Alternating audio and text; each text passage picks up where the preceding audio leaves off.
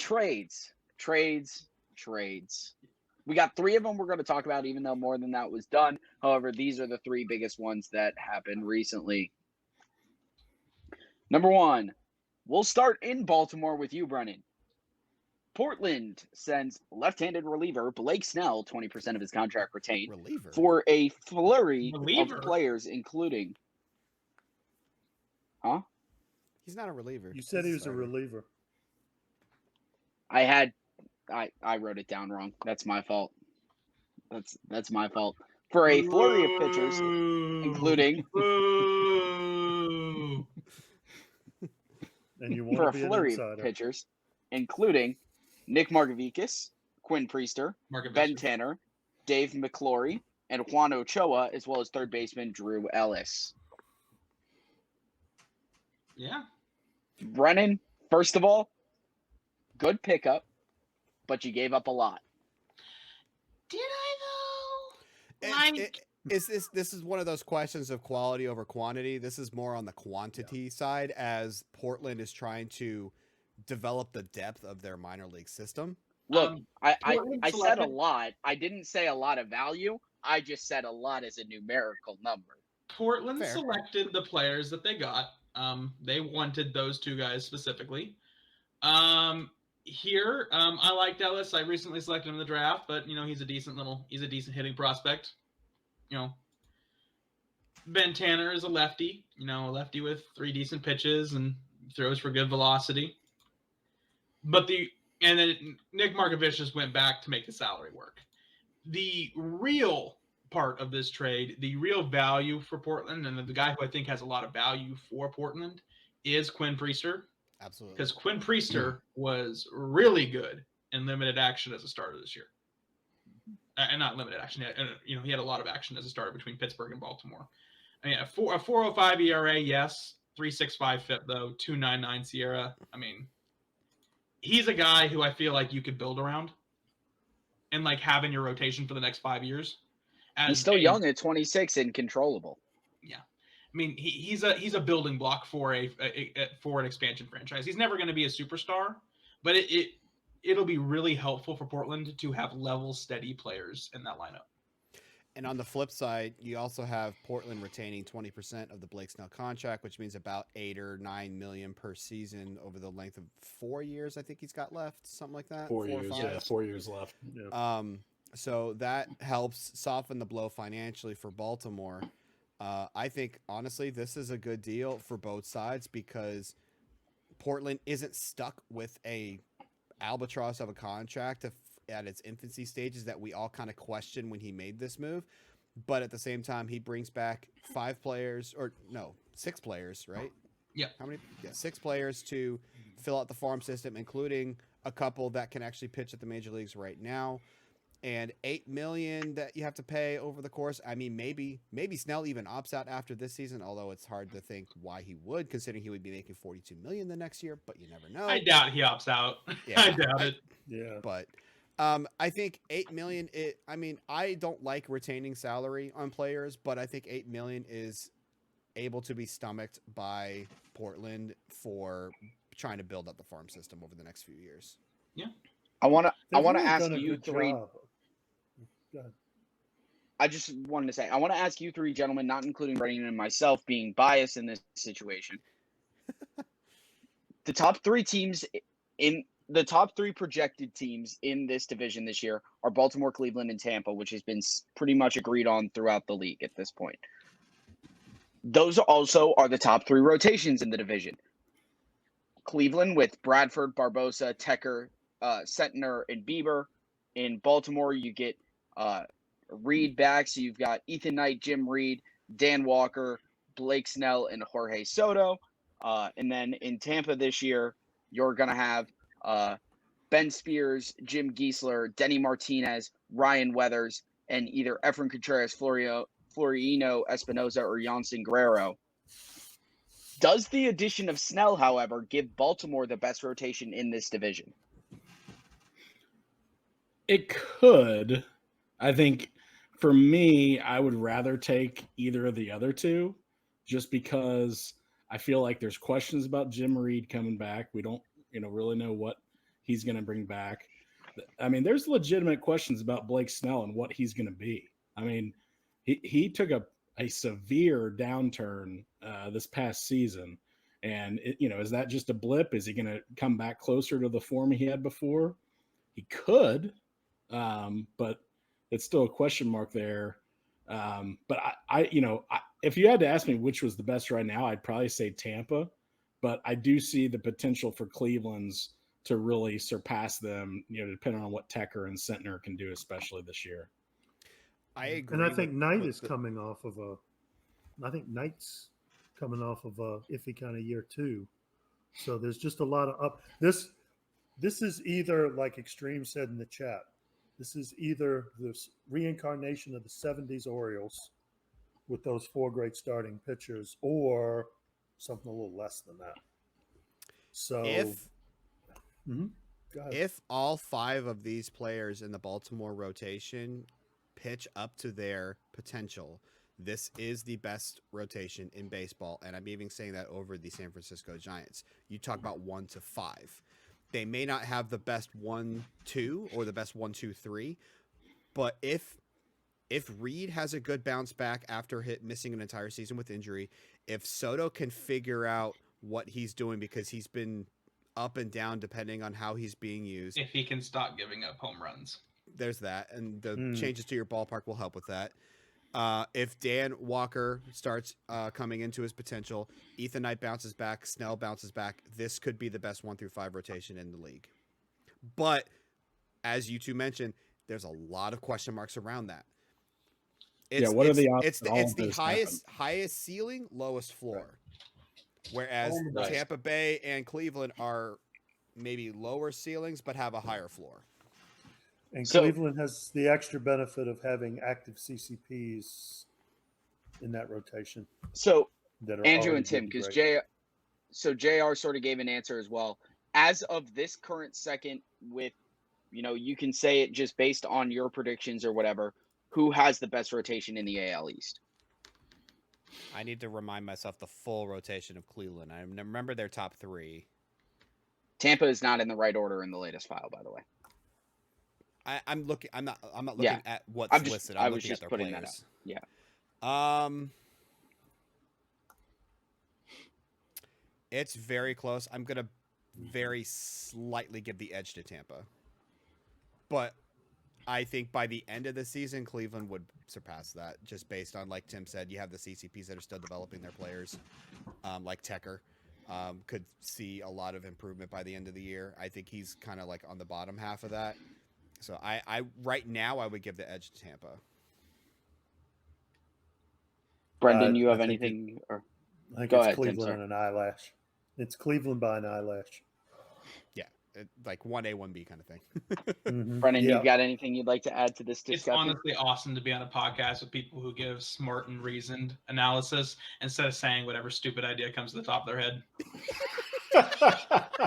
I'm not sure where I fit into that, but thank you. You left that intentionally vague. And I'm here for it. What do you think he means? Comment down below. You know what? I always I don't think that there's anything wrong with gambling on players if you're making the right bets. And we know 2 things. Next year, home runs are going to come down in Baltimore because the park has changed. And home runs are going to come down across the league because we have gone over 6,100 3 of the last 4 years. And, we had the, the potential talk about changing park factors. Maybe there's some other fix. So the primary problem with Snell has been home runs. Was home runs last year. The primary problem with Soto last year was home runs. The primary problem with Knight was BABIP and home runs. All things that I have made concrete steps to fix. That's why I think they're smart gambles. But they're still gambles, and this could backfire horribly. Or it could give me the best rotation in the American League. Who knows? As a real-life Rays fan, it pains me to see Blake Snell in a Baltimore Orioles jersey, even if it's on a video game. It really does. It really pains me, but that is neither here nor there. That's fair. I just felt like adding that in. But Brenden, good deal on your end, I believe.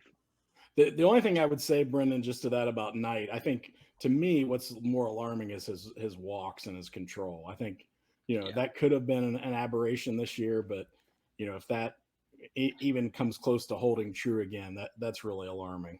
Well, I think even a career worst year for him is still slightly above league average.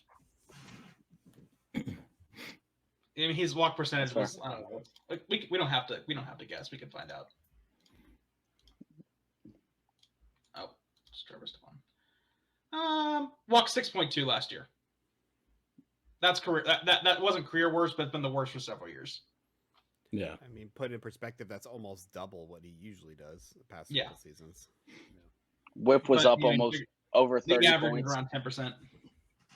Whip was up What's over his age, 30, 28? 30 points high. Yeah, that right 28? there. That right there. Yeah. It's a little rough. All right. All right, we had other trades, right? Yes, we had other trades. Another trade involving an AL East team saw Commish LB himself in what probably my favorite write-up of the year so far of a trade write-up, just because of the mention, the callback, if you may say. James LeBlanc, the Red Sox second baseman, heading out of Boston to San Francisco. San Francisco showing they're going all for it. Bo Bichette, as well as Jake Thornton and Steve Bombardo, all heading out to Boston. Interesting move. That's one way to put it. I like this in trade. That's the more I look at it. For which team? For San Francisco. I agree. I don't think, and this might just be me personally, they're obviously different types of players. LeBlanc has never had over 200 home runs, and maybe I'm just a home run hitter and I enjoy the long ball. But I think Bichette is a better player than LeBlanc in general. Plus, you give up two really good starting pitching prospects. Basically, it's for a like second baseman. Overall player, LeBlanc, Bichette. But then you give up two top pitching prospects. Yep. I think if this were Bichette, LeBlanc, Bichette and Thornton for LeBlanc, I would still kind of not like it, but I would also love the move a lot more because I do feel like LeBlanc is a better player than Bichette. But giving up both, that was a lot. I liked it a lot initially. This trade. I know there was talk in the Discord about how the Boston fans are going to riot because it's looking like exactly like the real life Red Sox with them getting rid of all of their star players. But honestly, looking at what they got back, I don't. If I was the Red Sox GM and San Francisco offered me this, I wouldn't have thought twice about taking it. No, honestly. Yeah, I didn't realize just how good Bo Bichette had been, to be honest. I mean, when the trade was first announced, I know this past year, wasn't his best performance, but I mean, he's been a pretty solid player. So yeah, to Brendan's point, I mean, if you give up the one pitching prospect with him, I can see that. You got LeBlanc signed to a pretty, friendly deal for quite a while, and that he's going to be putting up some consistent production. But man, to give up both of those, pretty good pitching prospects, that was a real surprise to me. Yeah. I mean, to be fair, San Francisco doesn't really have to worry about pitching for a long time, but no. So go ahead. I was going to say, with this trade with Boston, they're obviously not fully waving the white flag, but does this deal maybe show the sign that they're going to take this year, maybe miss the playoffs again? They only missed it by a game 163 last year, and then try to go all for it next year when some of these prospects are a little more ready. No, I don't think a competitive retool, as some because of the Bichette part of this deal.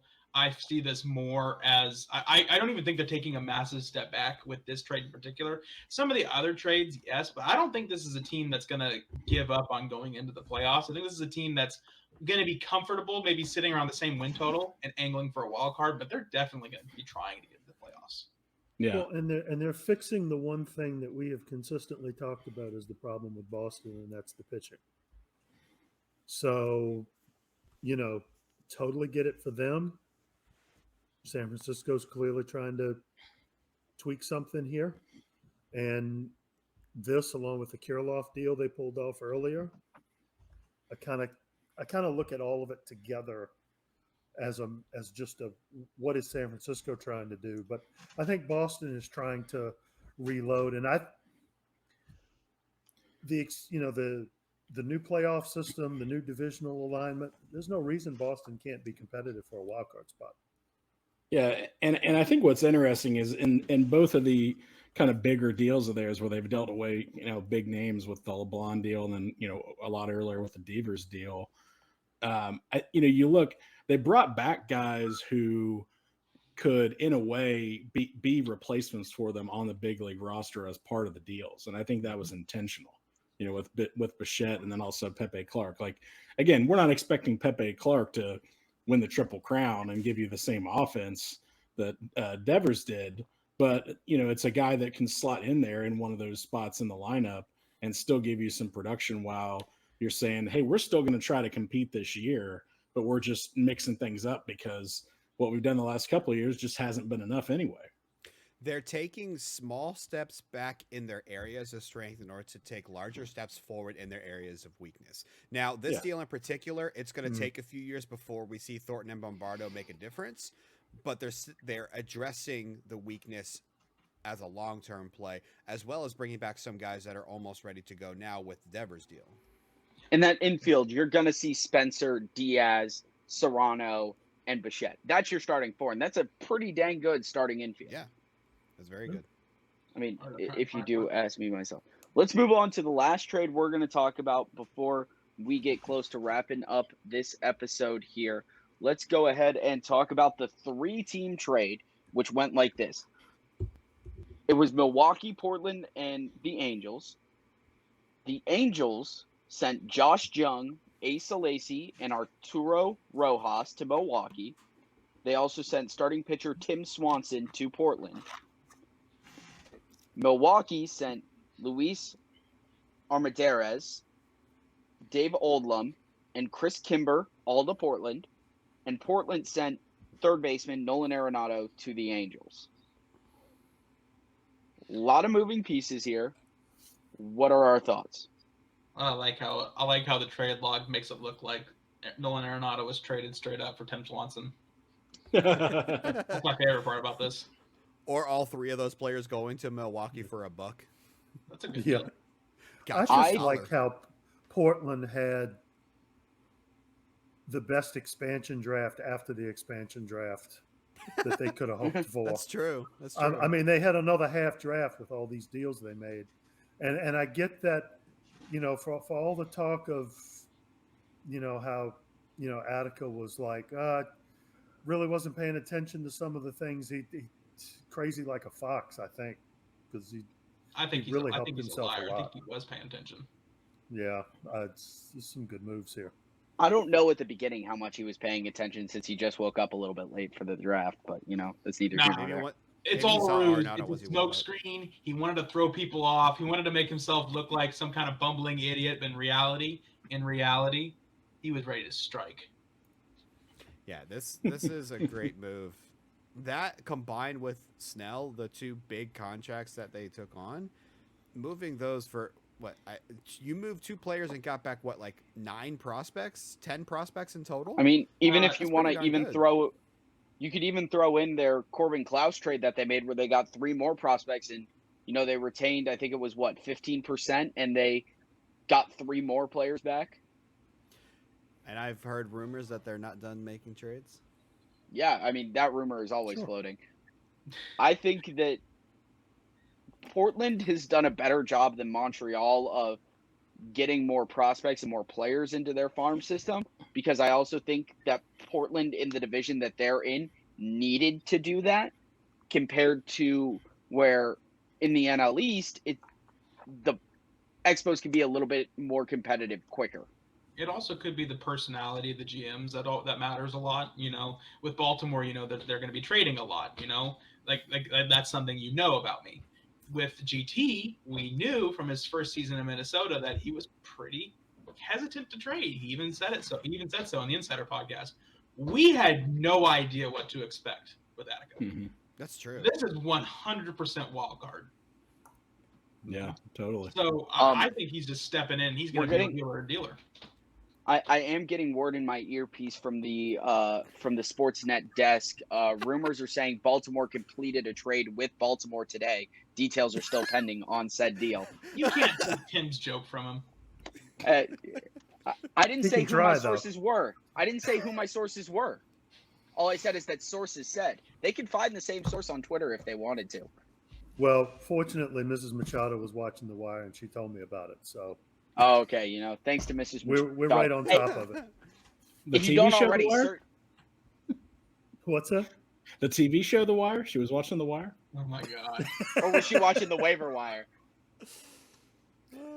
She can all do of all the the above. things. Were we Hey, supposed to you be know talking what? about this trade? Hey, if you haven't already, hold on, one more plug. If you haven't already, go ahead and search hashtag eMLB on Twitter and follow all the different team accounts that have now popped up. You've got Arizona's got one, I know. Cardinals have got one. Yeah. Baltimore's got one. Tampa's got one. JR is too busy with his wrestling and the real life Cincinnati Reds to make one. So Cleveland has one. Cleveland, Probably bad Kansas optics City. for working with the team Dodgers. and running a parody account for the team, right? That could be a little confusing. That could be a little good. Tweet something fair. about Think of the eMLB from fun. the official Yeah, Reds but- Twitter account. Yeah, if I would have tweeted about me trading Hunter Green, that would have I was been about to say that. meltdown city. Especially since you are the director of communications. That wouldn't go over too well, I wouldn't imagine. Yeah. Oh, there was a bit of a freeze right there for a second. Yeah. Oh man. But you know he's going to accidentally, when he wins his next eMLB title, he's going to Yeah. accidentally put that on the real one. You watch. Yeah, there you go. Cincinnati Reds, 2032 world champions. And then when they look at that tweet 10 years from now, they go, "Who the heck posted that? This guy's a genius." Do it all. Oh. Going back to the expansion series real quick, I do want to give a shout out to both of the GMs. I think they're both doing a great job with their teams. Yeah. Brand new expansion drafts and trades that have happened since then. I think they're both setting a solid foundation for their expansion teams, and I'm looking forward to seeing how they develop over the years. You know what? Actually, I do want to point out, I did like the trade that GT made right here. I'm not a That's huge true. fan of Skylar Messick in general. Not very well rated by my scout or what I see out of that's who him. So Texas, that's who Texas got. I know. So what I'm saying is I'm not a fan of the deal on Texas's side. I think Texas got a little robbed here by the Expos. They got rid of this. That's what mattered. That's true. Yeah, that's kind of what I was thinking too. Like seriously, like this, like they have stocked up so much on young pitching. Like we talk about top lineups in the next 3 to 4 years, we're going to be talking about Montreal as a team that has one of the best rotations in the league. I said lineups earlier, I meant rotation. I can see that. All right, gentlemen. So quickly, we've got 2 more things to go before we wrap up this episode. We'll go quickly down the line for this one before we put everyone on the hot seat. Give me who you think the next big free agent is going to sign, and if you think another superstar will get traded this offseason. If so, who do you think could be on the move? We'll start from the bottom and work our way up. Tim, go ahead and give me yours. Oh,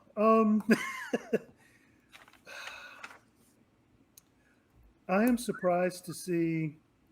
I was surprised to see that the Cubs are looking at Victor Robles. I think he will be the next one. I think I was going to take the easy one and say Seabolt, but I think Robles goes next. All right. And do you think another superstar gets traded? If so, who is it?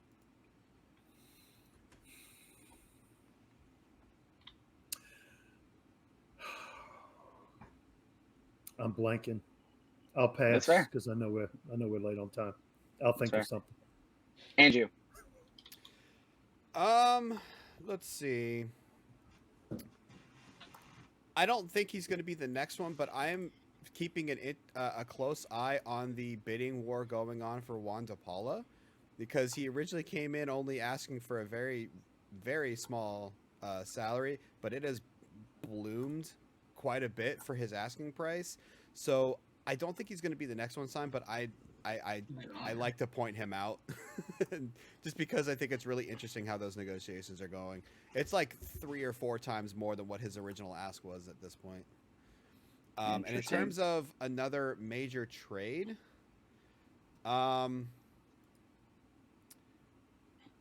we keep talking about all these moves that are happening in the NL West. I want to see the NL East make a big trade. I don't know who it would be or where it would come from, but I want to see an NL East team make a big trade. I know the Pirates have been going after a lot of players, according to sources.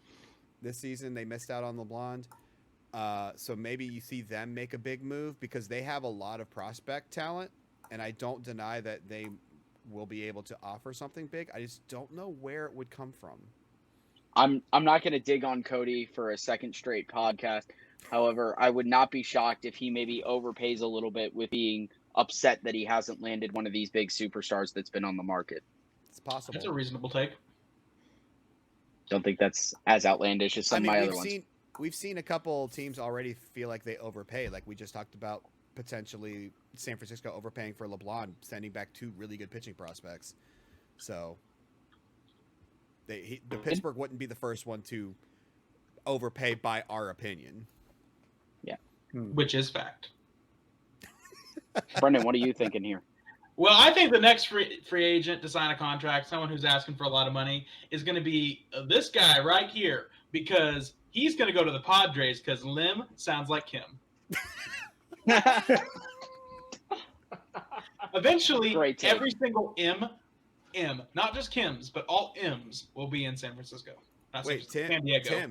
Tim, you're going to San Diego? It's late. I don't think so.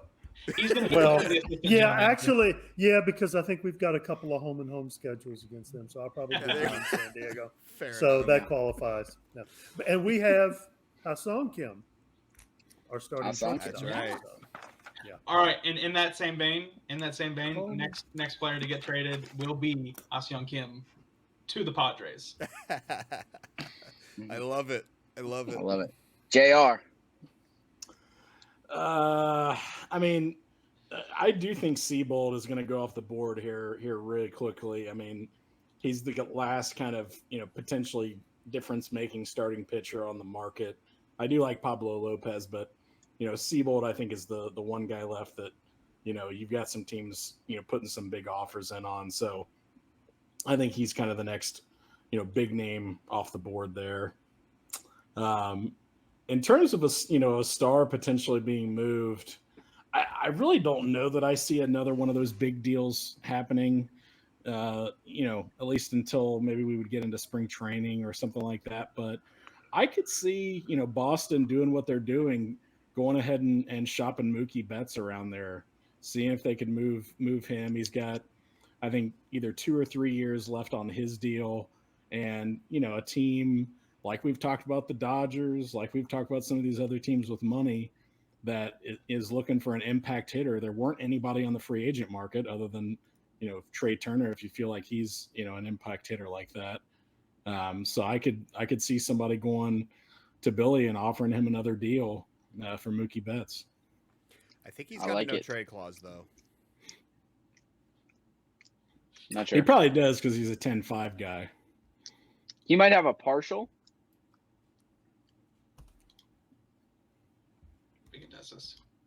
Yep. It's got 10-5. Can you check if it's just specific teams or if it's? Well, no, he's a 10-5 guy. He can the Orioles block anybody. Okay, that's fair. So I'm going to go ahead with next free agent. I'm going to go with another reliever. I think another one who's proprietary of the Andrew James, I'm going to get a lot of money camp is Andres Munoz. I think he'll be the next guy to sign, but he's going to sign for a lot more than he probably should. If you were to ask me in that sense. Doesn't exactly make me think of anything much for him, but I think he's the next guy who goes somewhere. And And I think trade-wise, I think, Andrew, I think you're along the right lines if it'll be a team in the NL East. However, I think it's actually going to be one of the members of this podcast, and JR. I think he's going to go out and get a top of the line starting pitcher to add to his rotation to really cement himself atop the NL East. Speaking from experience, it's not easy to do. It ain't easy, but you're also not JR. And I'm also not JR, no. I have a sneaking suspicion that 2 big name CCPs are going to be swapped for each other. Ooh. Do tell. Let's just say that it will involve butts and seats. Something that we were talking about earlier off. I don't want to burn anybody's bridges. Fair enough. Respect. I know what you're talking Goes about. to check butts and seats. Hey, Yes. hey, put in the comments what you think Tim is alluding to right now. Well, hey, I threw out Trey Griffey for Yandy Ronson. I mean, I'm just saying. Watch that happen. I wouldn't make that deal. I wouldn't. Trey's good where he's at. Aiden is learning a powerful life lesson that in order to have Wi-Fi, one must pay your monthly bill.